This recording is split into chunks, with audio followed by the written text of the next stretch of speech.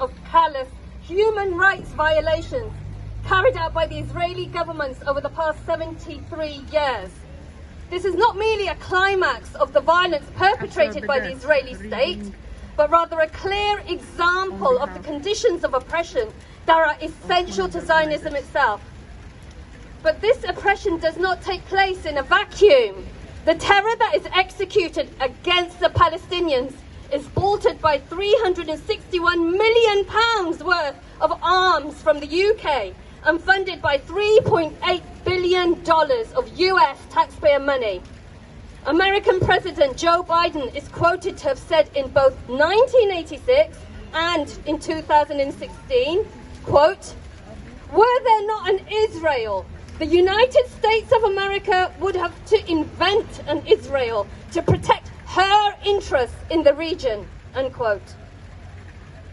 The state of Israel is not exclusively about Jewish repatriation, nor just about religious prophecy, or even about preventing another Nazi Holocaust. It is by and large about creating an Americanized ethno-state in the region. British or American nationality, or even a Western origin, this has been done in your name. Is that what you want? Not in my name. This colonial project comes at the expense of 7.2 million members of the Palestinian diaspora, the 2.7 million Palestinian residents of the West Bank, and the 2 million residents of the Israeli open-air prison.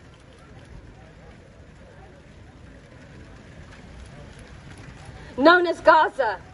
It comes at the expense of children who walk to school every day with guns pointed at their heads, who must learn that the only people who will protect them are their fellow civilians, and who must carry the generational trauma of the Nakba and witness its likeness every single day. Palestinian children are being stripped of their innocence. 73% of children face physical violence following arrest. 49% of them are taken from their homes in the middle of the night, and all of them are automatically tried in the military courts, where there are over 65 laws that govern those courts that specifically discriminate against Palestinians. We must support the right for children to defend themselves against one of the most sophisticated militaries in the world, whether it's social media, posts, or rocks.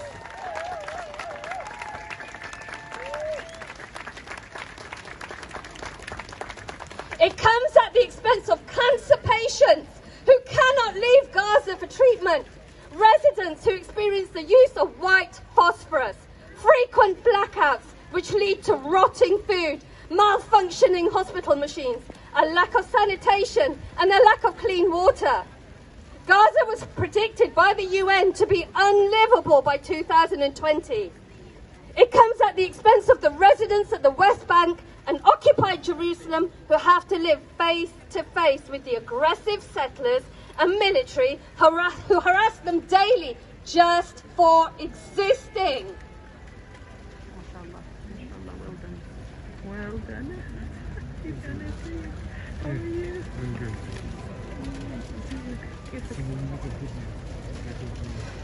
In the words of Palestinian resident Is-ad-Din, quote, "Our people have suffered enough.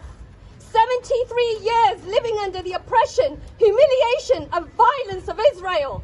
73 years living like this. We have had enough," unquote. The Israelis want us all dead. I can see it in their eyes every time I interact with them at a checkpoint. I see it in their eyes every time they read my Palestinian name from my passport, unquote. It doesn't have to be like this. What has unfolded in the final week of Ramadan has made us angry, devastated and revolted. Most importantly, however, it has made us mobilize.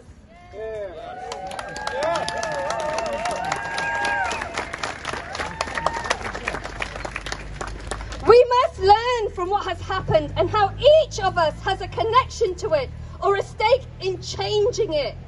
Quote, "Justice until those who are unaffected are as outraged as those who are, unquote.